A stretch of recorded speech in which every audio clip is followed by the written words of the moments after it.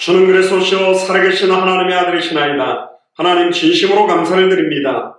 예수를 그리스도로 그 이름에 놀라운 믿음의 내용과 구원의 비밀과 복음의 핵심이 들어있음을 깨닫게 하심을 감사를 드립니다. 이번 한 주간이 예수를 그리스도로 알고 믿는 내용에 대한 정확한 부분들이 만나는 모든 만남마다 밝게 증언되어지는 최고의 한 주간이 되게 하시며, 예수를 지식적으로 아는 것이 아니라 예수 그리스도를 내 의지적으로 믿는 것이 아니라 보고 들은 것을 말하지 않고는 견딜 수 없는 하나님의 계시로 말미암아 2000년 전 십자가의 죽음과 부활을 이루신 예수 그리스도로 말미암아 또한 우리 안에 성령으로 와 계신 성령 하나님으로 말미암아 놀라운 이 은혜가 지식이 되지 아니하고 내 영혼을 날마다 소생케 만들며 상황, 현실, 조건들을 능히 이겨나가는 참된 믿음의 능력이 나타나도록 이번 한 주간을 마음껏 축복하여 주옵소서. 특별히 오늘 성경의 복음으로 본 조직신학의 실론 가운데 일부 사장의 삼위일체 하나님에 대한 내용들을 나누기를 소원합니다. 메시지로 전달되게 하시며 하나님의 음성을 듣게 하시며 신학적 지식적 강의가 되지 않도록 성령으로 역사하셔서 정말로 말하지 않고는 견딜 수 없는 놀라운 성삼위 하나님의 은혜와 비밀이 회복되는 귀한 예배가 되도록 축복하여 주옵소서. 감사를 드리며 승리하신 주 예수 그리스도 이름으로 기도드리옵나이다. 아멘. 하나님 말씀 같이 보겠습니다. 마태복음 28장 19절에서 20절을 같이 보겠습니다. 마태복음 28장 19절에서 20절. 오늘 특별히 성경의 복음으로 본 조직신학 실론의 일부 사장 삼위일체의 하나님입니다. 삼위일체를 가장 선명하게 드러내는 성경 구절 중에 하나가 마태복음 28장 19절에 나와 있는데요. 19절 20절을 한 목소리로 같이 봉독하겠습니다. 그러므로 너희는 가서 모든 민족을 제자로 삼아 아버지와 아들과 성령의 이름으로 세례를 베풀고 내가 너희에게 분부한 모든 것을 가르쳐 지키게 하라. 보라 내가 세상 끝날까지 너희와 항상 함께 있으리라 하시니라. 아멘. 자, 오늘 본문에 보면 이 세례를 베푸는데요. 아버지와 아들과 성령의 이름으로 세례를 베풀어라. 한 세례라고 말씀하셨는데 왜 아버지와 아들과 성령의 이름을 동시에 사용해서 베풀어라 했는지, 사실 많은 사람들이 삼위일체라는 말 자체가 성경에 있지 않잖냐 이렇게 이야기를 하면서 특히 여호와 증인 같은 사람들이 삼위일체 하나님을 부인합니다만은 오늘 특별히 성경의 복음으로 본 조직신학 실론의 삼위일체 하나님에 대한 내용을 함께 나누려고 합니다. 오늘은 굉장히 성경 구절들이 많이 언급될 거기 때문에 성경이 말하는 삼위일체 하나님을 확인해야 되기 때문에 제가 프린트물을 PDF 파일로 올려드렸습니다. 약 20장 정도 되는데 숫자가 많아진 이유는 그 안에 성경 구절을 일부러 다 넣었습니다. 그래서 이걸 출력을 해서 여러분들이 정리를 하게 된다면 어제 나누었던 그 신천지 이만희가 보혜사다, 사도 요한이다 이렇게 하는 게 반박될 수 있는 좋은 내용들이 오늘 이 안에 들어있습니다. 그래서 삼위일체 하나님에 대해서 나누겠습니다. 삼위일체 교리는 기독교만의 독특하고 필수적인 교리입니다. 어떤 면에서는 표면적으로만 보면 선명하게 이해할 수 없는 것 같아요. 삼위일체다 이렇게 안 나와 있지만, 그러나 예수를 그리스도로 알고 믿고 영접하고 성령에 가르치시고 깨닫게 하시는 하나님의 은혜와 계시로 말미암아 성경 전체의 증언을 종합할 때 영적으로 인식하게 되는 교리입니다. 그러니까 신비적 비밀적 교리가 삼위일체다. 나중에 결론으로 말을 드리겠습니다. 결국은 왜 이 삼위일체라는 인간의 이성이나 논리나 과학적으로 이해되지 않게 역사하셔야만 되냐? 그게 하나님의 최고의 사랑의 표현 방식입니다. 성삼위 하나님께서 서로 교통하셔서 이룰 수 있는 구원입니다. 이 죄가 얼마나 추악하고 더러우냐?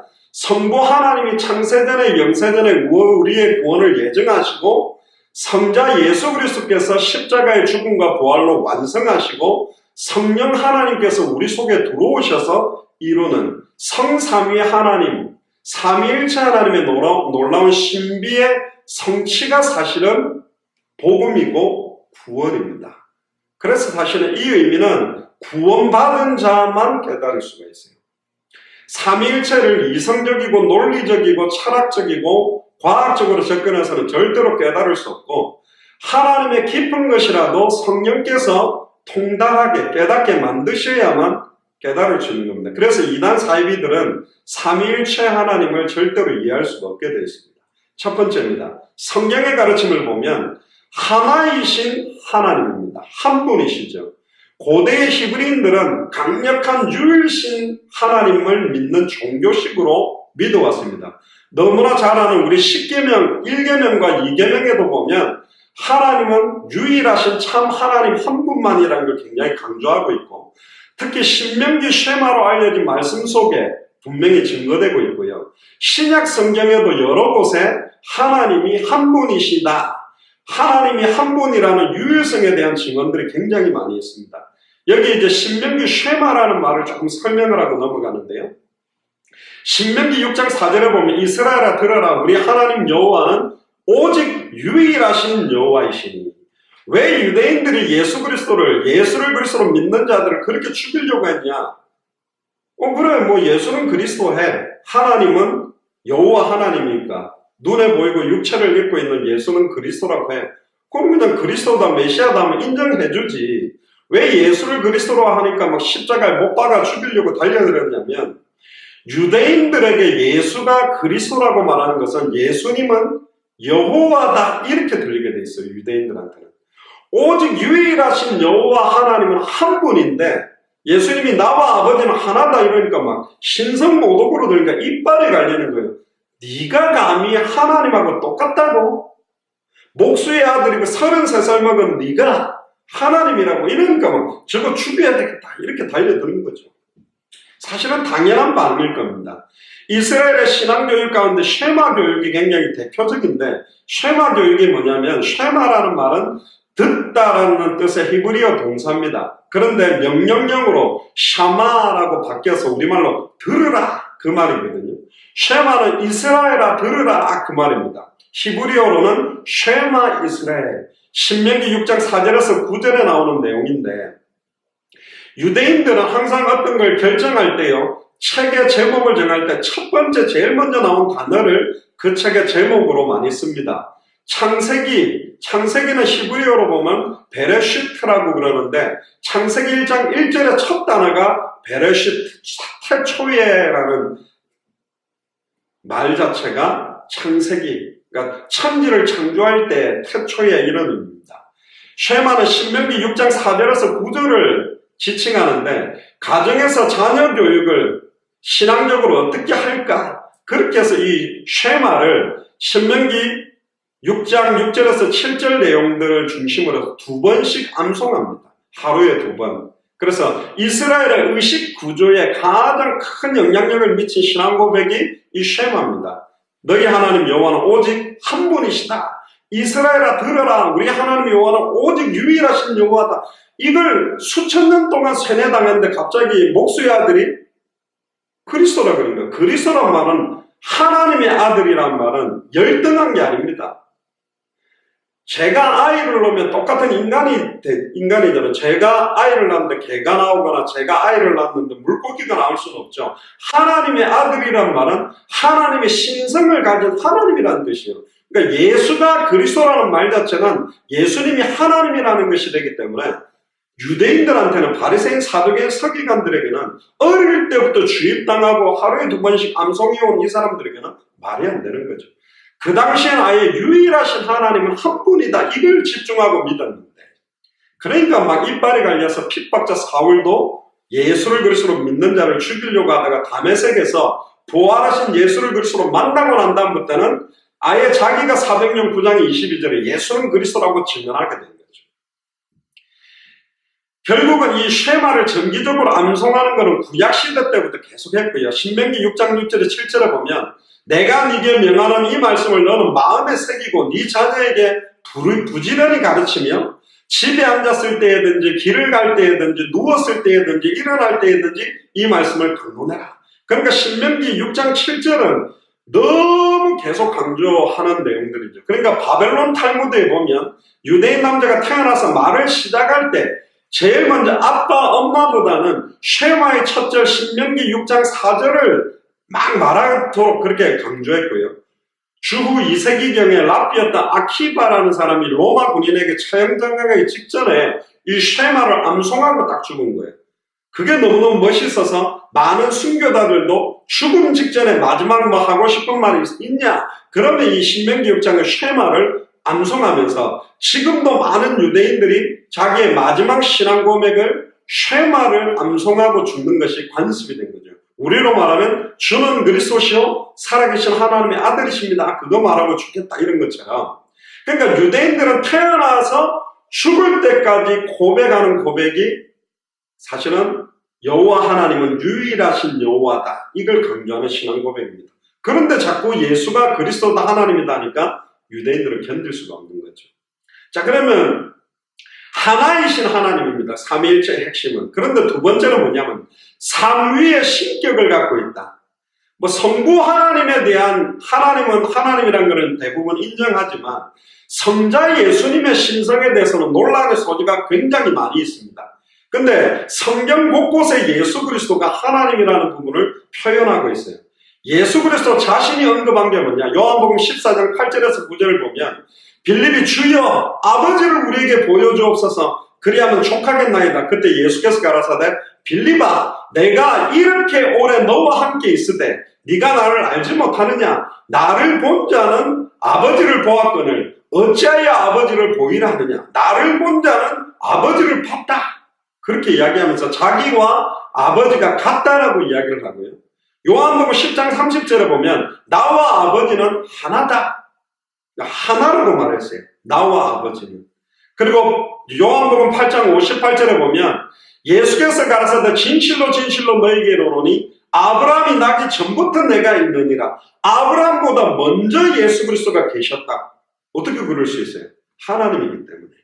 마태복음 26장 63절에 64절에 보면 대제사장이 가르되 네가 너로 살아계신 하나님께 맹세하게 하노니 네가 하나님의 아들 그리스도인지 우리에게 말하라. 예수께서 가라사대 네가 말하였느니라. 그래 나는 하나님의 아들 그리스도다. 하나님의 아들 그리스도 즉 하나님이심을 말씀했고요. 요한복음에도 보면 요한복음 1장 1절에 보면 태초에 말씀이 계시느라 이 말씀이 하나님과 함께 계셨으니 이 말씀은 곧 하나님이시다. 미가서 5장 2절에도 보면 그의 근본은 상고의 태초에니라. 그러니까 벌써 태초부터 예수님이 계셨다. 두 번째, 성부 하나님과 함께 계셨다고 요한복음 1장 1절에 또 말하죠. 이 말씀이 하나님과 함께 계셨으니 이제 신학을 아는 사람들이 큰 오류를 범할 수 있는데요. 구약시대 때는 성부 하나님의 시대고 신약시대 때는 성자 예수님의 시대고 말세 때는 성령 하나님의 시대다. 이렇게 말하면 굉장히 맞는 것 같아요. 근데 그거는 완전히 신학적으로도 복음적으로도 틀렸습니다. 태초부터 성삼위 하나님이 동시에 계셨고 신약시대 때도 계셨고 지금 말세 때도 동시에 역사하고 계십니다. 믿습니까? 굉장히 중요한 부분입니다. 구약시대 때도 삼위일체 하나님이 역사했고 신약시대 때도 삼위일체 하나님이 역사했고 말세 때도 역사했어요. 그래서 구약 성경에도 보면 여호와라고 표현한 단어와 인자와 같으니 천사하고 여호와와 다르게 인자와 같으니라고 천사들 표현하고 완전히 다르게 사용하는 사드락 메삭 아벳느고가 용광로 속에 있을 때 인자와 같으니라고 해서 그때가 그리스도의 현현 그러니까 육체를 입고 보여주신 것은 신약이지만 구약 성경에 예수 그리스도께서 신으로 현현해가 나타난 요소들을 굉장히 많이 찾아볼 수 있습니다. 그리고 요한복음 1장 1절에 보면 하나님이시다 그래요. 태초에 말씀이 계시더라. 이 말씀은 하나님과 함께 계셨고 이 말씀과 하나님을 차별했죠. 말씀은 하나님이다 그랬죠. 그리고 요한복음 1장 3절에 보면 창조주라고 말하고 있습니다. 그리스도가. 창조를 누가 했냐? 여호와 하나님이 창조했냐? 아니요. 성삼위 하나님이 동시에 창조하셨어요. 왜? 그렇게 적혀 있습니다. 요한복음 1장 3절에 만물이 그로 말미암아 지은 바 되었으니 여기서 말하는 그는 말씀입니다. 지은 것이 하나도 그가 없이 된 것은 없다. 말씀, 예수 그리스도 없이 창조된 건 없다. 이렇게 말하는 거예요. 그래서 예수 그리스도는 창조주입니다. 그러니까 이제 여호와 증인들이 뒤집어지는 거예요. 아니 33살 약관 30세 나이에 육체를 입고 저게 창조주라고? 말도 안 돼. 저게 여호와라고 막 이렇게 하는 겁니다. 그러니까 삼위일체 하나님에 대한 이해가 없으니 그들은 당연히 죽을 수밖에 없는 거죠. 신성모독으로. 또한 요한복음 1장 18절에 보면 독생하신 하나님이신 그리스도, 본래 사람을 본 사람이 없으되 아버지의 품속에 있는 독생하신 하나님이 나타나셨다. 이런 성경 구절은 여호와 증인은 황당히 하는 거죠. 아버지의 품속에 있는 독생하신 하나님. 희한한 표현이죠. 분명히 하나님이라고 말하고 있습니다. 또 바울 서신을 통해서도 그리스도가 하나님이라고 강조되는 게 있습니다. 빌립보서 2장 6절에 보면 그는 근본 하나님의 본체시나 하나님과 동등됨을 취할 것으로 여기지 아니했다. 본체다. 이 설명을 또 여호와증인 비틀지만 성경 원어적으로 근본 본체라고 그렇게 말하고 있고요. 히브리서 1장 3절에 이는 하나님의 영광의 광채시요 그 본체의 형상이다. 본체의 형상이 누구냐? 예수 그리스도. 그 골로새서 1장 16절에도 만물이 그에게 창조되되 하늘과 땅에 보이는 것들과 보이지 않는 것들 혹은 보좌들과 주관자들이나 정사들이나 권세들이나 만물이 다 그로 말미암고 그를 위하여 창조되었고 할렐루야. 만물이 그에게서 창조됐고 그로 말미암고 그를 위해 창조됐다. 놀랍죠? 예수 그리스도가 창조주입니다. 골로새서 1장 19절에 아버지께서는 모든 충만으로 예수 안에 거하게 하시고, 아니 육체를 입고 있는 예수 그리스도 안에 그 어마어마 무한하신 크고 비밀하신 여호와 하나님이 거할 수 있냐? 모든 충만으로 예수 안에 거하고 계시대요. 그러니까 우리하고 완전히 예수 그리스도는 100% 하나님이면서 100% 사람, 이해할 수 없는 거죠. 골로새서 2장 9절에도 보면 그 안에는 신성의 모든 충만이 뭐로 거하시고 육체로 거하시고, 그럴 수 있냐? 예수님은 그럴 수 있어요. 이 육신, 흙으로 재갖고 이거 오장육부, 이 안에 어떻게 완전한 하나님의 신성의 모든 충만이 거하냐? 예수님은 남자의 씨가 아니라 하늘로부터 말씀이 육신을 입고 내려와서 동정녀 마리아 몸에 성령으로 잉태된 분이 예수 그리스도이기 때문에 가능합니다. 죄 없는 몸이기 때문에 가능합니다. 할렐루야. 아멘. 그 어떤 인간도 될 수가 없어요. 그래서 예수님을 창세기 3장 15절에 여자의 후손이다. 남자와 여자의 씨가 만나서 태어난 아담의 후손은 죄인이기 때문에 죄인은 죄 문제를, 죄인은 사탄을, 죄인은 하나님께 갈 수가 없다. 그래서 여자의 후손, 동정녀 마리아 몸에 성령으로, 성령대로 잉태해서 성령대로 태어나고, 성령대로 죽고, 성령대로 부활하고, 성령대로 승천하고, 성령대로 성령으로 지금도 역사하고 있는 예수 그리스도는 가능하다는 겁니다. 아멘입니까? 그리고 로마서 9장 5절에 보면 만물 위에 계셔서 세세의 찬양을 받으실 하나님이 누구냐? 예수 그리스도입니다. 로마서 9장 5절을 보세요.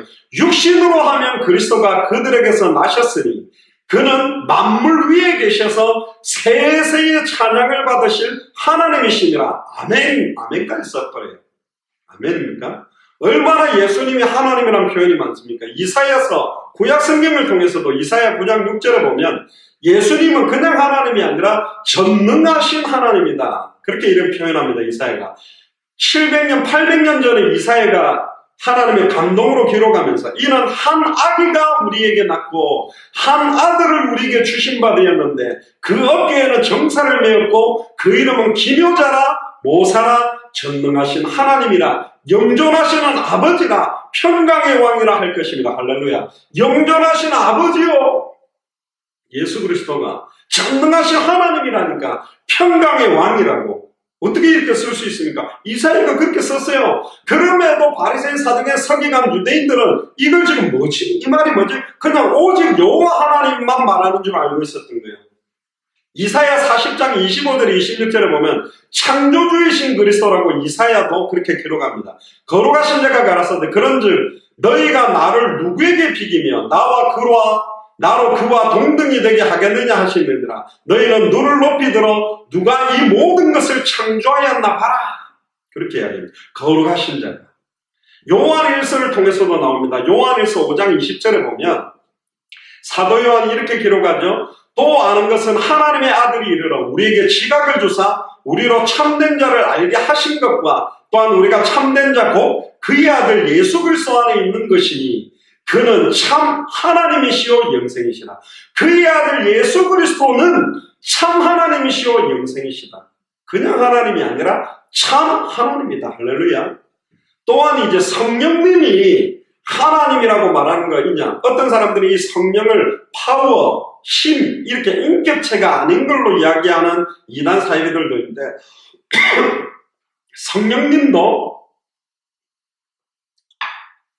똑같은 인격을 갖고 있습니다. 그래서 성부 하나님, 성자 하나님, 성령 하나님.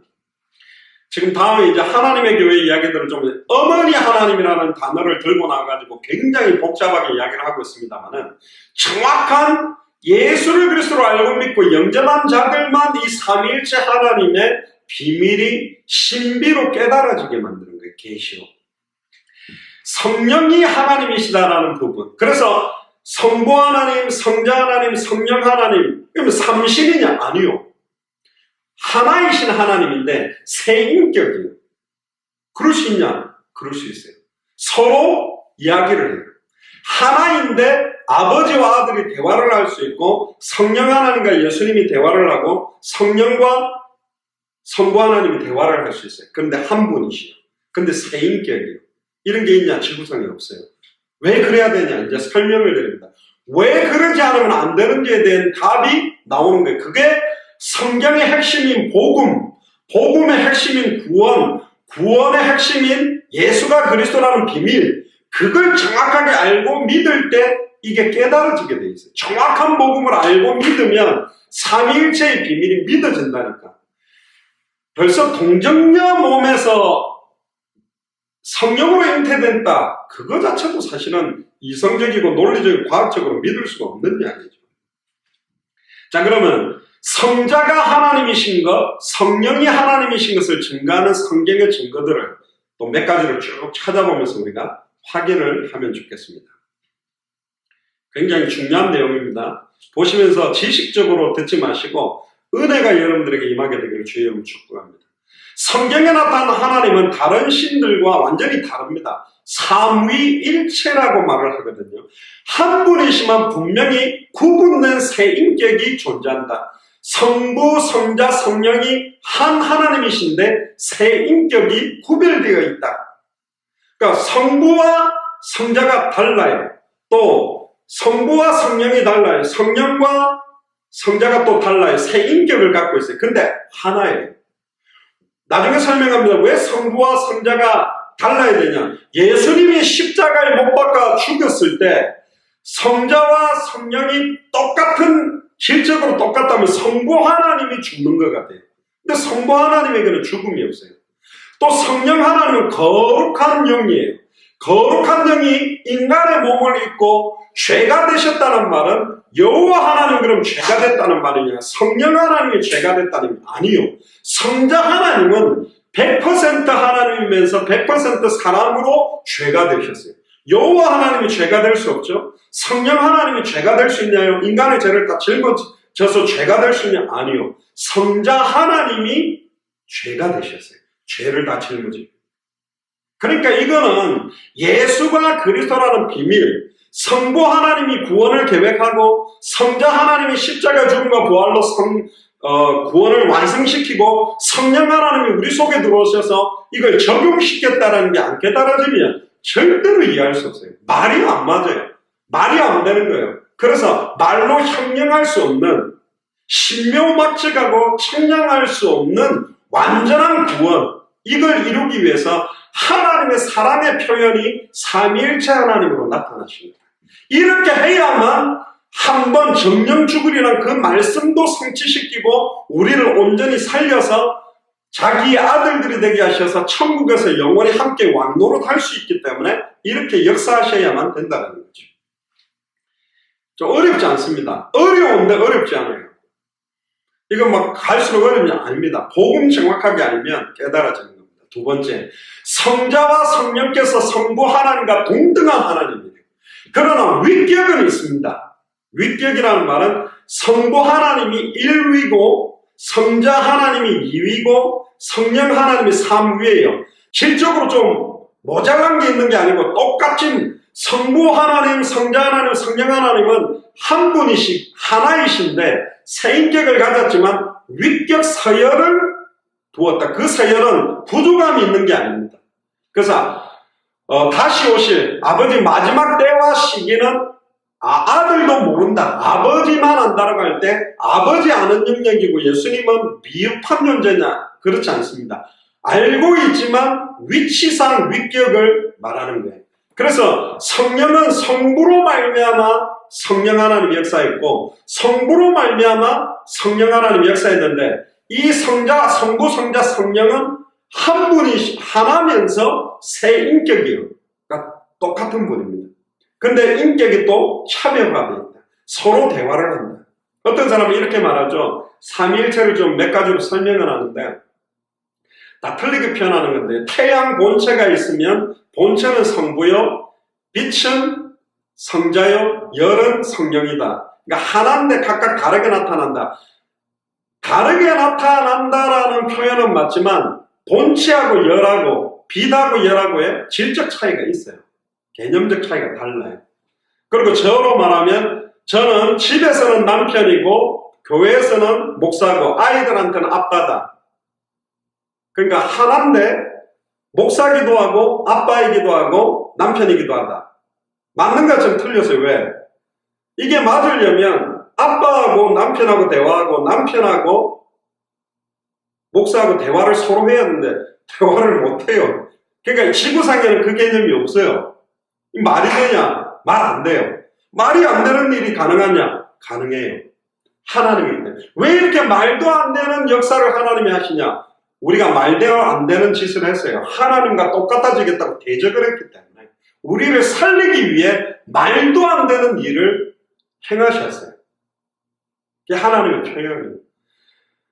아담과 하와가 말도 안 되게 사탄의 말을 믿고 하나님을 대적함으로 곧바로 하나님은 창세기 3장 15절에 여자의 후손을 보내서 뱀의 머리를 박살내고 뱀의 후손의 여자의 후손의 발꿈치를 상하게 함으로 완전한 이 언약을 온전히 이룰 계획을 준비하신 거죠. 그래서 하나님의 본체이며 원형이시지만 스스로 자기를 낮추어 종의 형체를 입은 분이 예수 그리스도예요. 그래서 우리가 하나님을 만나기 위해서 100% 하나님, 100% 사람의 몸을 입고 인간의 모든 문제를 십자가의 죽음과 부활로 해결하신 예수를 그리스도로 알고 믿고 영접해야만 하나님과 함께하는 임마누엘이 이루어질 수 있고 성령 하나님이 우리 속에 임할 수 있어요. 내가 너희 속에 있겠으면 영원히 함께 있겠다. 영원히 성령이 우리 안에 거하려면 우리가 죄악 가운데 있다면 거룩한 영이 우리 안에서 죄로 둘러싸이게 되냐? 그럴 수 없다. 성령 하나님 인쳐버리는 사건.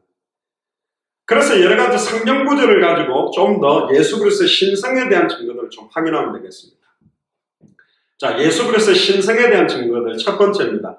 성자의 신성에 대한 증거. 아까도 좀 언급이 됐습니다만은 요한복음 1장 1절에 태초에 말씀이 계시느라 이 말씀이 하나님과 함께 계셨고 이 말씀이 곧 하나님이다. 말씀 자체가 하나님이라고 강조했고 요한복음 20장 28절에 도마가 뭐라고 대답하냐? 나의 주님이시요 나의 하나님이십니다 라고 고백했죠. 로마서 9장 5절에 보면 조상들도 그들의 것이요 육신으로 하면 그리스도가 그들에게서 나셨으니 그는 만물 위에 계셔서 세세의 찬양을 받으실 하나님이시니라. 아멘. 또 빌립보서 2장 6절에 그는 근본 하나님의 본체시나 하나님과 동등됨을 취할 것으로 여기지 아니하시고 디도서 2장 13절에 복스러운 소망 우리의 크신 하나님 구주 예수 그리스도의 영광이 나타나심을 기다리게 하셨으니 성경에 써놨지요. 우리의 크신 하나님 구주 예수 그리스도의 영광이 크신 하나님 구주 예수 그리스도 놀랍죠. 두 번째, 성자에게 신적인 명칭을 딱 돌리는 장면이 나옵니다. 아까 읽었던 이사야 9장 6절을 보면 이는 한 아이가 우리에게서 낳고 한 아들을 우리에게 주신 바 되었는데 그 어깨에는 정사를 맺고 그 이름은 기묘자라 모사라 전능하신 하나님이시라. 영존하신 아버지라 평강의 왕이라고 외칠 거다. 아이가 태어났는데 전능하신 하나님이래. 아이가 한 아들이 왔는데 영존하신 아버지래. 누구를 말하는 거죠? 예수 그리스도입니다. 이사야 40장 3절에 보면 외치는 자의 소리에 이르되 너희는 광야에서 여호와의 길을 예비해라. 사막에서 우리 하나님의 대로를 평탄케 해라. 광야에 외치는 자의 소리 역할을 하게 됐던 세례 요한이 철경을 평탄케 만드는 지름길을 만드는 역할을 했죠. 우리 하나님의 대로, 예수 그리스도의 대로를 말하는 거고요. 예레미야 23장 5절에도 보면 여호와의 말씀이니라 보라 때가 이르리니 내가 다윗에게서 한 의로운 가지를 일으킬 것이라. 그가 왕이 되어 지혜롭게 다스리며 세상의 정의와 공의를 행할 것이다. 그가 왕이 된다. 이렇게 말했죠. 또 예레미야 23장 6절에 그의 나라 유다는 구원을 받겠고 이스라엘은 평안히 살 것이며 그의 이름은 여호와 우리의 공의라 일컬음을 받으리라. 여기 나오죠. 그의 이름은 여호와 우리의 공의라 일컬음을 받으리라. 충격적이죠. 그의 이름이 여호와 우리의 공의라 일컬음을 받을 것이다. 누가? 의로운 가지가 일으키게 될 것이다. 예수 그리스도. 디모데전서 3장 16절에 보면 크도다 경건의 비밀이여 그렇지 않다 하는 이가 없도다. 그는 육신으로 나타나신 바 되시고 영으로 의롭다 하심을 받으시고 천사들에게 보이시고 만국에서 전파되시고 세상에서 믿음 받으시고 영광 가운데 올려주셨도다. 완전히 예수 그리스도가 높여지고요. 요엘서 2장 32절에 보면 누구든지 여호와의 이름을 부르는 자는 구원을 얻으리니. 여기는 여호와의 이름을, 신약에서는 주의 이름을 했는데 여호와의 이름이라고 그래요. 그래서 예수님이 그랬죠. 내게 주신 아버지의 이름으로. 구약시대 때는 아무나 주의 이름을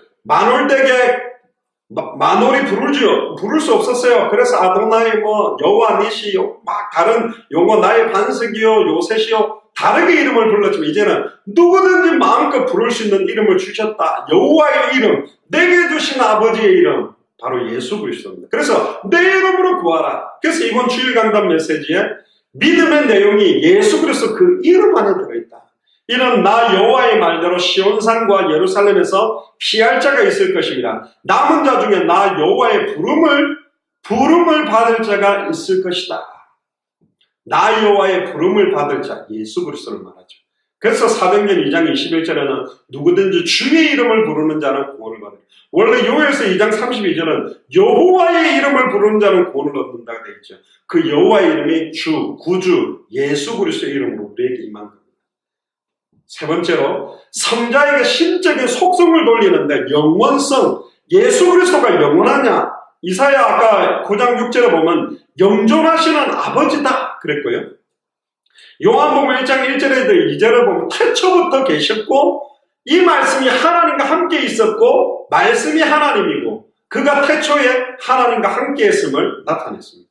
그리고 계시록 1장 8절 성경의 맨 마지막 장에도 뭐라고 이야기했냐면 주 하나님이 이르시되, 이 주 하나님은 누구를 말하죠? 예수 그리스도를 말합니다. 나는 알파와 오메가라. 이제도 있고 전에도 있었고 장차 올 자요 전능한 자다. 장차 올 자가 누구요? 예수 그리스도. 전능한 자가 누구요? 예수. 전능한 분은 한 분밖에 없죠. 예수 그리스도가 영원하다는 말이고, 계시록 22장 13절에도 나는 알파와 오메가요 처음과 마지막이요 시작과 마칩니다. 자, 두 번째, 예수 그리스도의 편재성. 예수 그리스도는 어디에나 다 거하고 계실 수 있냐? 그렇습니다. 마태복음 18장 20절에 두세 사람이 내 이름으로 모인 곳에는 나도 그들 중에 있느니라. 할렐루야. 한 명 있는 데는 없냐? 아니, 있는데 두세 사람이 예수가 그리스도란 그 이름으로 모인 그곳에 내가 역사하고 있다는 거예요. 마태복음 28장 20절에 세상 끝날까지 너희와 항상 함께 있겠다. 요한복음 3장 13절에 하늘에서 내려온 자 곧 인자 외에 하늘에 올라간 적 없다. 하늘에도 계시면서 동시에 부활체를 갖고 계신 예수 그리스도는 하늘에 계시겠지만 동시에 두세 사람이 모인 것, 세상 끝날까지 예수를 그리스도로 알고 믿고 움직이는 자와 함께 역사하고 계시다. 자, 그 다음에 예수 그리스도의 전지성, 모든 걸 다 하냐 예수님이. 그렇습니다. 요한복음 2장 24절 25절을 보면 예수는 그의 몸을 그들에게 의탁지 아니하셨으니 이는 친히 모든 사람을 아심이요 또 사람에 대하여 누구의 증언도 받으실 필요가 없었으니 이는 그가 친히 사람의 속에 있는 것을 아셨습니다. 다 압니다. 남편이 여러분들 마음 모르고 여러분들이 남편만 모르듯이 자식만 모르고 여러분들의 제 마음을 제가 여러분들 마음 모르지만 예수님은 여러분들의 모든 것을 다 알고 계십니다. 그래서 그분을 의지하는 거예요. 요한복음 21장 17절에도 보면 세 번째 이르시되 요한의 아들 시몬아 네가 나를 사랑하느냐 하시니 주께서 세 번째 네가 나를 사랑하느냐 하심으로 베드로가 근심하여 이르되 주님 모든 것을 아시오매. 베드로 따라해. 모든 것 아는. 내 마음 다 알면서 왜 자꾸 물어봅니까? 그래. 무조건적으로 나 사랑하고 살아도 주를 위해 살고 죽어도 나를 위해 죽을 수 있냐? 그거 묻는 거예요. 내가 주님을 사랑하는 줄을 주님께서 아시나이다. 예수께서 이르시는 내 양을 먹이라. 내 양을 치라. 현장에 예수가 그리스도라는 성경이 말하는 믿음의 내용을 모르고 죽어가는 영혼에게 이거 주라. 계시록 2장 23절에 또 내가 사망으로 그의 자녀를 죽이니 모든 교회가 나는 사람의 뜻과 마음을 살피는 자인 줄 알지라. 그러니까 사람의 뜻, 마음, 계획 또 너희 각 사람의 행위를 다 알고 갚아주겠다. 그럼 예수 그리스도의 전능성입니다. 예수님이 전능하냐, 모든 거 다 할 수 있냐? 그렇습니다. 이사야 9장 6절에 또 강조하지만 그는 기묘자, 모사, 어마어마한 기가 막히게 놀라운 일을 행할 수 있고 모사요, 모든 지혜의 근원이요, 전능하고 영존하시고 평강의 왕이기 때문에 특히 빌립보서 3장 21절에 그는 예수 그리스도죠. 만물을 자기에게 복종하게 하실 수 있는 자의 역사로 만물을 복종시킬 수 있는 능력이 있다. 낮은 몸을 자기 영광의 몸의 형체같이 변하게 하시라. 우리 몸을 영광의 몸의 형체, 부활체로 바꿀 수도 있다. 계시록 1장 8절에 주 하나님이 이르시되 나는 알파요 오메가요 이제도 있고 전에도 있었고 장차 올 자요 전능한 자요. 이때 외쳐야 돼. 장차 올 자는 마라나타. 주 예수여 오시옵소서. 빨리 오세요. 주님 빨리 오면 좋겠습니다. 불변성. 히브리서 1장 10절에서 12절을 보면 또 주여 태초에 주께서 땅에 기초를 주셨으면 태초 땅에 기초를 두시고 하늘도 주의 손으로 지으신 바 여호와의 손이라 안 합니다. 예수님의 손이라 말합니다. 그것들을 멸망할 것이나 오직 주는 영존할 것이요 그것들은 다 옷과 같이 낡아지리니 의복처럼 갈아입을 것이요 그것들은 옷과 같이 변할 것이나 주는 여전하여 연대가 다함이 없으리라 하였으나 예수가 그리스도로 오셔서 3년 6개월 동안 완전한 구원을 완성시키고 승천하셨다가 성령으로 임하고 그 성령의 역사로 사역을 하다 보니까 이 예수 그리스도가 여호와 하나님, 성령 하나님, 성자 하나님 한 분이시면서 하나이면서 삼위의 하나님이 아니면 이런 일을 이룰 수가 없는 거다. 이게 이제 깨달아지기 시작하는 거예요. 그래서 삼위일체 하나님이라는 게 밝히 드러나게 됩니다. 십자가의 죽음과 부활 승천 이후 성령으로 임하면서 이 삼위일체 하나님이 선명하게 이제는 깨달아지게 됩니다. 자, 성부에게 속한 모든 속성을 예수님이 갖고 있냐? 그렇습니다. 골로새서 2장 9절에 그 안에는 신성의 모든 충만이 하나도 없이 육체를 거하고 있습니다. 이럴 수 있냐? 그럴 수 있습니다. 어떻게 육체 안에 여호와 하나님 신성이 다 거할 수 있냐? 예수님은 처음부터 성령으로 잉태된 분입니다. 우리하고 다릅니다. 다르다 해서 100% 인간이 아니라는 말이 아니고 100% 인간이면서 100% 하나님이 동시에 공존할 수 있는 분이 예수 그리스도이기 때문에 절대 지구상의 그 어떤 사람도 그걸 모방하거나 따라할 수 없는 거예요. 비밀입니다. 만세와 만대로부터 감춰온 비밀. 그러니까 삼위일체의 비밀이 예수가 그리스도로 오시는 비밀이 만세와 만대로부터 감춰온 비밀이 아무나 못 깨닫습니다. 절대로 지식으로 깨닫지 못합니다. 그리고 성자께서 신적인 사역을 행하신다. 아까도 말했던 창조하셨냐 예수님은 창조주입니다. 요한복음 1장 3절에 만물이 그로 말미암아 지은 바 되었으되 지은 것이 하나도 그가 없이는 된 것이 없다. 하나까지도 다 그로 말미암아. 요한복음 1장 10절에 그가 세상에 계셨으며 세상은 그로 말미암아 지은 바 되었으니 세상이 그를 알지 못하였다. 골로새서 1장 16절에 보면 만물이 그에게서 창조되되 예수 그리스도로 창조되되 하늘과 땅에 보이는 것들, 보이지 않는 것들 혹은 왕권들, 주권들이나 통치자들이나 권세들이나 만물이 다 그로 말미암고 그로 위하여 예수 그리스도를 위하여 창조됐다. 히브리서 1장 2절에도 보면 이 모든 날 마지막에는 아들을 통하여 우리에게 말씀하셨으니 이 아들을 만유의 상속자로 세우시고 또 그로 말미암아 모든 세계를 지으셨느니라. 할렐루야. 그래서 예수님이 하나님이어야 돼요. 하나님이 아닌데 어떻게 모든 세계를 지어요? 하나님이 아닌데 어떻게 태초부터 있어요? 그래서 예수님이 하나님이 돼야 된다. 하나님이 아니면 말이 안 되는 거예요. 히브리서 1장 10절에 또 주여 태초에 주께서 땅에 기초를 두셨으며 하늘도 주의 손으로 지은 바라. 하늘을 지었다면, 땅에 기초를 만들었다면 예수 그리스도가 하나님이지. 그러면 예수님이 여호와냐? 아니요. 새 인격이라는. 그런데 하나예요. 똑같아요. 말이 되냐? 말이 돼요. 두 번째 섭리입니다. 누가복음 10장 22절에 보면 내 아버지께서 모든 것을 내게 주셨으니 아버지 외에는 아들이 누구인지 아는 자가 없고 또 아들과 또 아들의 소원대로 계시를 받는 자 외에는 아버지가 누구인지 아는 자가 없나이다 하시고 이게 비밀이죠. 삼위일체도 아버지와 아들의 소원대로 계시를 받도록 정해진 사람만 이 삼위일체가 깨달아지고 믿으니 그렇지 믿어지는 거예요. 말은 안 되는데 믿어져. 이 땅에는 이렇게 말할 수가 없는 거예요. 아까 말했죠. 왜 그러면 예수님이 하나님인데 여호와가 아니어야 되냐? 십자가에 달려 정령 죽었다면 여호와가 죽을 수 있냐? 아니요. 여호와는 죽음이 없다니까. 성령 하나님 죽을 수 안 죽어요. 죄를 짊어짐으로 예수 그리스도가 죄가 되셨는데 성령 하나님이 죄가 될 수 있냐? 아니요. 여호와 하나님께는 죄악이 없다니까. 여호와 하나님이 죄가 될 수 있냐? 없어요. 그래서 예수 그리스도가 이 죄를 온전히 짊어지시고 예수 그리스도가 정령 죽어주신 거예요. 그래서 성부 하나님이 구원을 계획하시고 성자 하나님이 십자가 죽음과 부활로 구원을 십자가 죽음과 부활로 구원을 완성시키고 성령 하나님이 우리 속에 들어오셨다. 육체를 갖고 계신 주님이 예수 그리스도가 우리 안에 계신 게 아니라 성령으로 예수 그리스도가 우리 안에 계시는 거예요. 왜? 성령은 예수 그리스도의 영이면서 여호와의 영이고. 근데 서로가 또 이야기해요. 여호와 하나님과 성자 예수 그리스도가 아버지여 어찌하여 나를 보지 아버지께 기도를 했잖아요.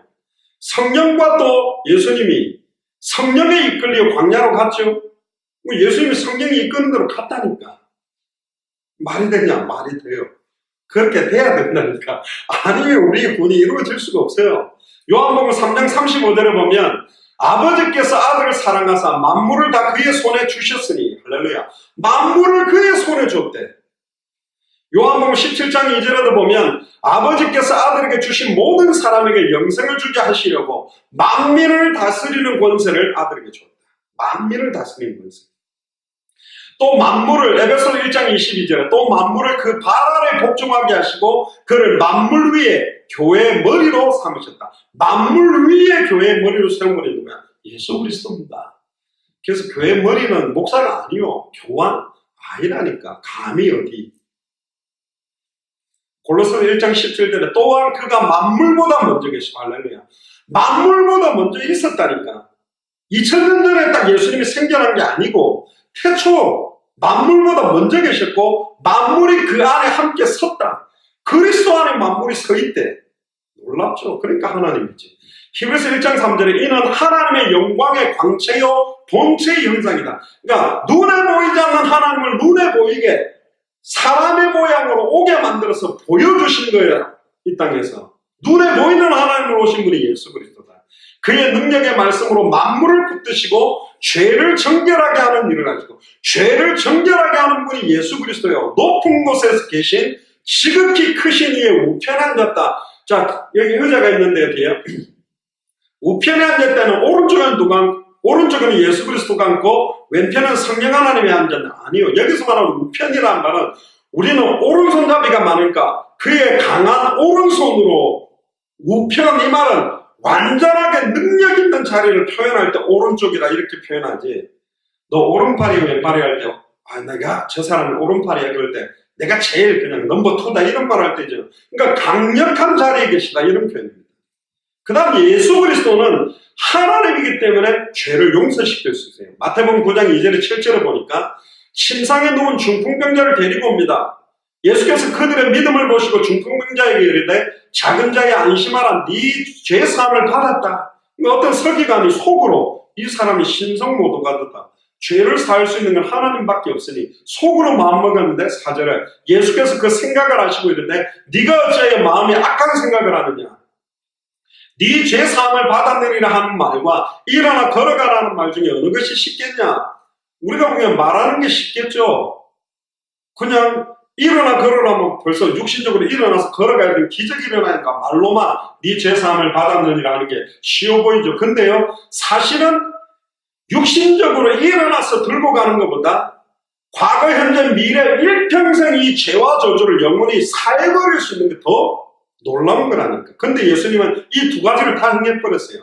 그러면서 마태복음 9장 6절에 그러나 인자가 세상에서 죄를 사는 권능이 있는지를 너희로 알게 하려 하노니 하시고 중풍병자에게 말씀하시되 일어나 네 침상을 가지고 집으로 돌아가라. 그가 일어나 집으로 돌아가거든. 할렐루야. 과거, 현재, 미래 모든 죄와 저주를 단번에 영원히 끝내버리고 아예 일어나서 갈 수 있도록 또 만드는 분이 예수 그리스도다. 그러니까 하나님이죠. 마가복음 2장 7절에서 10절을 보니까 이 사람이 어찌 이렇게 말하는가? 신성모독이로다. 오직 하나님 한 분 외에는 누가 능히 죄를 사하겠느냐? 그들이 속으로 이렇게 생각하는 줄 예수께서 그 중심에 아시고 이르시되 어찌하여 그것을 너희 마음에 생각하느냐? 중풍병자에게 내 죄사함을 받았느니라는 말과 일어나 내 상을 가지고 걸어라는 말 중에 어느 것이 쉽겠냐? 그러나 인자가 땅에서 죄 사하는 권세가 있는 줄로 너희로 알게 하려 하노라. 중풍병자에게 말씀하시되 일어나 네 침상을 들고 가라. 제가 예전에 비유를 드렸죠. 너무너무 더러운 빨래를 갖다가 세탁기 안에 딱 넣어놓고요, 빨래하는 버튼을 딱 누르고 나면 세탁기가 자동으로 때를 빼고 이렇게 딱 뭐 좋은 세탁기나 빨래를 하고 드라이까지 시켜서 나옵니다. 근데 눌러놓고 옆에서 때 빠져라 밥솥에다가 버튼 누르니까 밥 잘 되라 막 부뚜막에서 불 떼면서 밥 잘 되게 하는데 그렇게 용을 쓰는 게 아니라 버튼 누르는 순간 밥이 되고 빨래가 되듯이 예수 그리스도의 이름을 알고 믿는 순간 예수께서 이 죄사함을 단번에 영원히 온전히 완전히 사는 권세가 그리스도에 있다는 거예요. 우리가 막 행위를 하거나 막 자복하고 통해 자복하고 철저히 어떻게 회개하는 게 철저인데요. 그 철저히가 어느 기준이냐 말이에요. 행해야 된다. 얼마나 행해야 되는데요. 예수 그리스도 이름에 죄를 사는 권세가 있는 거예요. 누구든지 주 이름 부르면 구원받더라. 쉽게 이루어진 게 아니니까 만사와 만대로부터 강초와가 예수님이 직접 하나님이 사람의 몸을 입고 와서 성경대로 죽고 부활하고 승천하고 성령으로 임해서 완성시킨 거예요. 그냥 된 게 아니라니까. 옛날에 우리가 텔레비전 틀 때 이렇게 채널을 득득득득 다이얼로 막 돌리고 안 했습니까? 요즘 버튼만 돌리면 돼. 너무 간단하지? 간단한데 그 버튼 돌리는 게 간단한 게 아니고 옛날에 뭐 옥상에 올라가고 막 안테나가 막 틀어갖고 뭐 제껴봐라 뭐해라 실내에 있는 뭐 쇠로 돼 있는 안테나 돌렸다가 해렸다가 막 열받으면 두들을 패고 다리 있는 텔레비전 드르륵 닫아 드르륵 열고 열받으면 어떤 사람 막 집어 던지고 다음에 또 축구하면 고치고 그러는데 이게요 그냥 이루어진 게 아니라니까. 인터넷 와이파이가 생겼을 때 기계에 어마어마한 기술이 들어간 거예요.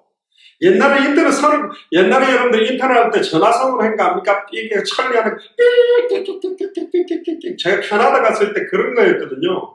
메시지 하나 다운받는데 하나 다운로드 탁 눌러놓고 8시간 자고 일어나도 30%밖에 안 왔어요. 한 이틀 걸려서 다운받는 것도 있다는 거예요. 요즘만 누르면 끝이요. 이게 간단한 게 아니라니까. 간단하게 이루어진 게 아니요. 누구든지 주 이름 부르는 게 간단하게 이루어진 게 아니라니까. 성경에도 어마어마한 하나님의 섭리와 계획을 통해서 완성된 게 구원이라니까. 그게 우리에게 온 거예요. 아멘입니까? 아무에게 가는 게 아니라니까. 예수를 그리스도 알고 믿고 인정한다는 게. 골로새서 3장 13절에 보면 누가 누구에게 불만이 있거든 서로 용납하여 피차 용서하되 주께서 너희를 용서하신 것 같이 너희도 그러해라. 그리고 부활과 심판. 마태복음 25장 31절 32절에 보면 인자가 자기 영광으로 모든 천사와 함께 올 때에 자기 영광의 보좌에 앉으리니 모든 민족을 그 앞에 모으고 각각 구분하기를 목자가 양과 염소를 구분하는 것 같이 한다. 아들이 있는 자와 아들이 없는 자, 요한에서 5장 11절에 13절에 아들의 이름을 믿는 자와 믿지 않는 자를 구분하듯이 양과 염소를 구분할 거예요. 먼저 죽었던 모든 사람이 일어나고 살아있는 모든 사람들도 100% 심판대 앞을 딱 갑니다. 근데 공자 소크라테스 마음에 문선명 전부 다 무릎 꿇게 돼 있어요. 근데 예수를 그리스도로 알고 믿고 영접한 자는 양의 자리에, 완전히 이상한 소리하고 우상숭배하고 종교 믿었던 사람은 염소의 자리에 남는다니까요.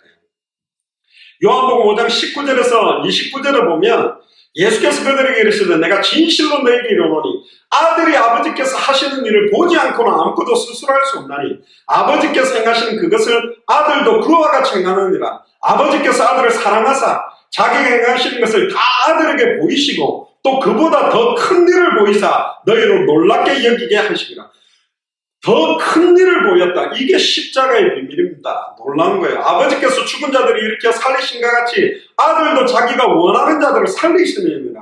아버지께서 아무도 심판하지 아니하시고 심판을 다 아들에게 맡기셨으니 창조주가 마지막 마무리를 짓는 거예요. 예수 그리스도가 창조주이기 때문에 예수 그리스도께서 심판주가 되시는 거예요. 아멘입니까? 심판하시는 곳에 매듭을 짓는 걸 완성을 시키는 거예요. 그러면서 요한복음 5장 23절에 모든 사람으로 아버지를 공경하는 것 같이 아들을 공경하게 하려 하십니다. 아들을 공경하지 아니하는 자는 그를 보내신 아버지도 공경하지 아니한다. 내가 진실로 너희에게 이르노니. 그 유명한 요한복음 5장 24절. 내 말을 듣고 나 보내신 이를 믿는 자는 영생을 얻었고 심판에 이르지 아니하나니 사망에서 생명으로 옮겼느니라. 진실로 너희에게 이르노니 죽은 자들이 하나님의 아들의 음성을 들을 때가 오나니 곧 이때라. 듣는 자는 살아나리라. 선한 목자의 음성, 예수 그리스도의 복음의 핵심, 예수가 그리스도라는 그 비밀을 듣는 자는 살아나리라. 아버지께서 자기 속에 생명이 있음 같이 아들에게도 생명을 주어 그 속에 있게 하셨고 또 인자됨으로 말미암아 심판하는 권한을 주셨느니라. 이를 놀랍게 여기지 말라. 무덤 속에 있는 자가 다 그의 음성을 들을 때가 오나니 선한 일을 행한 자는 생명의 부활로 악한 일을 행한 자는 심판의 부활로 나온다. 심판과 부활, 생명을 주시고 모든 것들을 할 수 있는 권한이 예수 그리스도께 있다는 거예요. 사도행전 10장 42절에 우리에게 명하사 백성에게 전도하되 하나님이 살아있는 자와 죽은 자의 재판장으로 정하시니가 곧 이 사람인 것을 증언하게 하셨고, 보세요. 하나님이 살아있는 자와 죽은 자의 재판장으로 정한 분이 누구야? 예수 그리스도다. 사도행전 17장 31절에 이는 정하신 사람으로 하여금 천하를 공의로 심판하나를 작정하시고 이에 그가 죽은 자 가운데서 다시 살리신 것으로 모든 사람에게 믿을 만한 증거를 주셨다. 그게 부활의 첫 열매의 증거예요. 빌립보서 3장 21절에 만물을 자기에게 복종케 하실 수 있는 자의 역사로 우리 낮은 몸을 자기 영광의 몸의 형체로 부활체로 변하게 만드신다. 그리고 마지막에는 만물의 마지막 붕괴와 갱신을 시킬 수 있는 분도 누구냐? 예수 그리스도입니다. 히브리서 1장 10절에 12절에 주여 태초에 주께서 땅에 기초를 지었으며 하늘도 주의 손으로 지은 바라. 하늘을 지은 분이 창조주지. 그것들을 멸망할 것이나 오직 주는 영존하심, 영원히 존재할 것이요 그것들은 다 옷과 같이 낡아지리니 의복처럼 갈아입을 것이요 그것들은 옷과 같이 변할 것이나 주의 여전하여, 주님은 여전해서 연대가 다함이 없다. 연대가 정해지지 않았다. 영원전부터 영원까지 존재하는 분이 예수 그리스도다. 그래서 빌립보 3장 21절에도 보면 영광의 몸의 형체로 우리를 변화시켜 나가고, 계시록 2장 15절에 보좌에 앉으시니가 이르시되 보라 내가 만물을 새롭게 하노라 하시고 또 이르시되 이 말이 신실하고 참되니 기록하라. 자, 성자께 신적인 영광을 완전히 돌리는 장군이 나옵니다. 요한복음 5장 22절에 23절에 아버지께서 아무도 심판하지 아니하시고 심판을 다 아들에게 맡겼다. 아들을 공경해야 하나님을 공경하는 거다. 요한복음 14장 1절에 너희는 마음에 근심하지 말라. 하나님이 믿으니 또 나를 믿어라. 고린도전서 15장 19절에 만일 그리스도 안에서 우리가 바라는 것이 다만 이 세상의 삶뿐이면 모든 사람 가운데 우리가 더욱 불쌍한 자다. 이 땅의 삶이 다가 아니다. 고린도후서 13장 13절에 주 예수 그리스도의 은혜와 하나님의 사랑과 성령의 교통하심이 너희 무리와 함께 있을지어다. 삼위일체를 잘 나타내고 있는 성경 구절 중에 또 하나가 고린도후서 13장 13절에 주 예수 그리스도의 은혜와 하나님의 사랑과 성령의 교통하심이 너희 무리에게 있을지어다. 축도 목사님이 할 때 이 원칙으로 사실은 하거든요.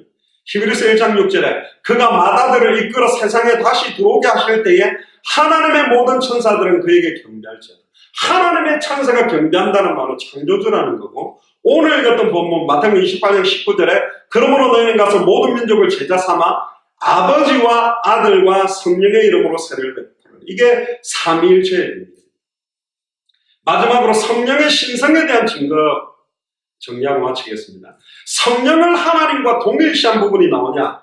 사도행전 5장 3절 4절을 보면 아나니아와 삽비라가 죽을 때 베드로가 이르되 아나니아야 어째 사탄이 네 마음에 가득하여 네가 성령을 속이고 땅값 얼마를 갖추었느냐? 땅이 그대로 있을 때 네 땅이 아니면 파도에도 내 마음대로 할 수가 없더냐? 어찌하여 이 일을 네 마음에 두었느냐? 사람에게 거짓말한 것이 아니요 하나님께로다. 성령과 하나님의 권위를 동등하게 말했고, 고린도전서 3장 16절에 너희가 하나님의 성전인 것과 하나님의 성령이 너희 안에 가는 것을 알지 못해. 그냥 성령이 아니라 하나님의 거룩한 영, 하나님의 영이란 말이에요. 그리고 디모데후서 3장 16절에 보면 모든 성경은 하나님의 감동으로 된 것이다. 이 하나님의 감동은 성령의 감동을 말하는 겁니다. 교훈과 책망과 바르게 함과 의로 교육하게 유익하다.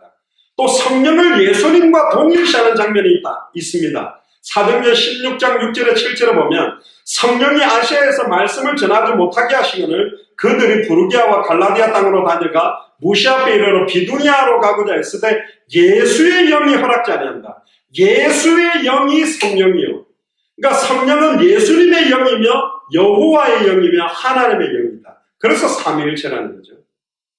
세 번째, 성령께서 하나님의 속성을 소유하고 있냐? 성령도 하나님의 속성을 소유하고 있습니다. 첫 번째가 편재성. 시편 139편 7절에 10절에 보면 내가 주의 영을 떠나 어디로 가며 주 앞에서 어디로 피하리까? 내가 하늘에 올라갈지라도 거기 계시며 수월에 지옥의 내 자를 펼지라도 거기 계십니다. 그러니까 그러면 지옥에 성령이 있다면 그 말이 아니라 하나님의 편재, 하나님의 통치 아래 있지 않는 곳이 없다.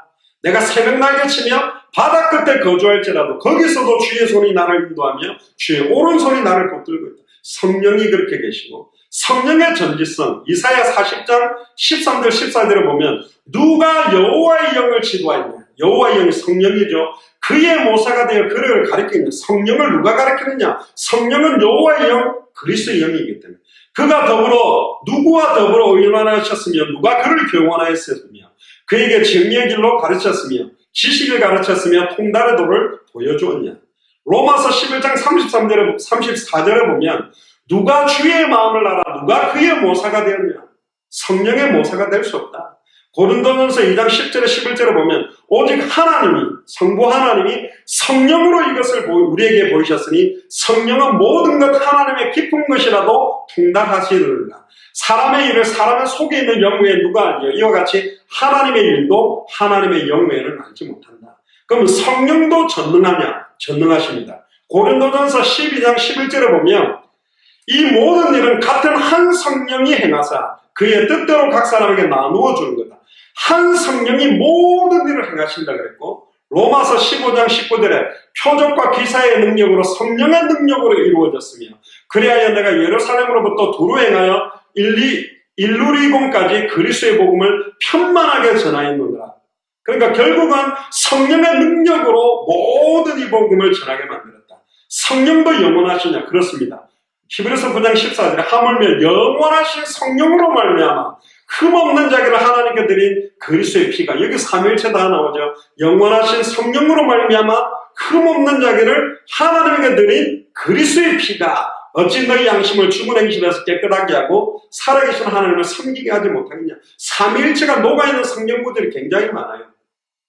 또한 성령도 신적인 사역을 수행합니다. 성령도 그러면 창조주냐, 창조에 동참했냐? 그렇습니다. 창세기 1장 2절에 보면 땅이 혼돈하고 공허하며 흑암이 깊은 위에 있고 하나님의 영은 수면 위를 운행하고 계시다. 하나님의 영이 역사하고 있었어요. 창조를 시작할 때. 그리고 창세기 1장 26절에 28절에 보면 하나님이 우리의 형상을 따라, 단수 복수입니다. 우리의 형상을 따라 우리의 모양대로 우리가 사람을 만들고, 이걸 어떤 사람은 천사는 아닙니다. 천사는 하나님과 동등이 아니요 피조물이라는 거예요. 여기서 우리는 삼위일체 하나님을 말합니다. 우리의 형상을 따라 우리의 모양대로 우리가 사람을 만들고 그들로 바다의 물고기, 하늘의 새와 가축과 온 땅에 기는 모든 것들을 다스리게 하시고 하나님이 자기 형상 곧 하나님의 형상대로. 이 단수를, 그러니까 자기 형상이면서 우리가 만든 거예요. 하나님의 형상대로 사람을 창조하시되 남자와 여자를 창조하시고 하나님이 그들에게 복을 주시며 하나님은 그들에게 이르시되 생육하고 번성하여 땅에 충만하여 땅을 정복하라. 바다의 물고기와 하늘의 새와 땅에 움직이는 모든 생물을 다스려라. 그리고 욥기서 26장 13절에도 그 신으로 하늘을 단장하시고 손으로 날랜 뱀을 자르시니, 그 신으로 하늘을 단장했다. 하늘을 창조할 때 성령이 함께 동참했다는 거고, 하나님의 섭리사에게도 성령이 역사하십니다. 시편 104편 30절에 주의 영을 보내어 그들을 창조하사 지면을 새롭게 하시나이다. 중생사역을 또 성령께서 하십니다. 요한복음 3장 5절에 6절에 보면 예수께서 대답하시되 진실로 진실로 네게 이르노니 사람이 물과 성령으로 나지 아니하면 하나님 나라에 들어갈 수 없다. 육으로 난 것은 육이요 영으로 난 것은 영이다. 성령으로 거듭나야만 구원받을 수 있다. 디도서 3장 5절에 우리를 구원하시되 우리가 행한 바 의로운 행위로 말미암지 아니하고, 여기 말하고 있죠. 우리의 의로운 행위로 말미암지 않는다. 우리의 구원이 오직 그의 긍휼하심을 따라 중생의 씻음과 성령의 새롭게 하심으로 하셨다. 할렐루야. 중생의 씻음, 성령의 새롭게 하심이 우리를 구원하는 겁니다. 또한 죽은 자를 부활시키는 게 성령의 역사 가능합니다. 로마서 8장 11절에 예수를 죽은 자 가운데서 살리신 이의 영이, 죽은 자 가운데서 살리신 이의 영은 성령입니다. 너희 안에 거하시면 그리스도 예수를 죽은 자 가운데서 살리신 이가 너희 안에 거하시고 그의 영으로 말미암아 너희 죽을 몸도 살리신다. 또 신적인 영광과 존귀도 성령에게 돌려집니까? 돌려집니다.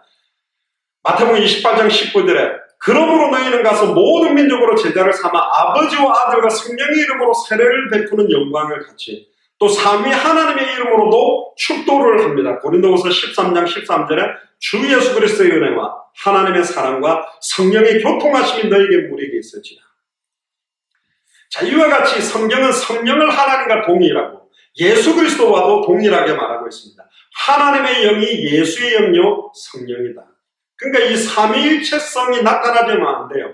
표면적으로는 하나님의 유일성이 나타나 있지만 삼위의 신성은 상호 모순적으로 보이는 것 같지만 모순되지 않습니다. 구약에서는 하나님을 단수 복수형으로 표현하고 있는 부분, 또 삼위 하나님을 병행적으로 동등하게 성부와 성자와 성령의 표기한 구절들, 복음서에 나타난 삼위 하나님의 내적인 역동성을 고려해보면 성경에 표면적으로 나타나지 않는 것처럼 삼위일체가 보이지만 이것은 만대와 만세로부터 감춰온 비밀의 실제인 예수를 그리스도로 알고 믿는 자에게만 주어지는 놀라운 계시요, 우리의 구원을 위한 하나님의 놀라운 사랑의 표현 방식이 삼위일체다.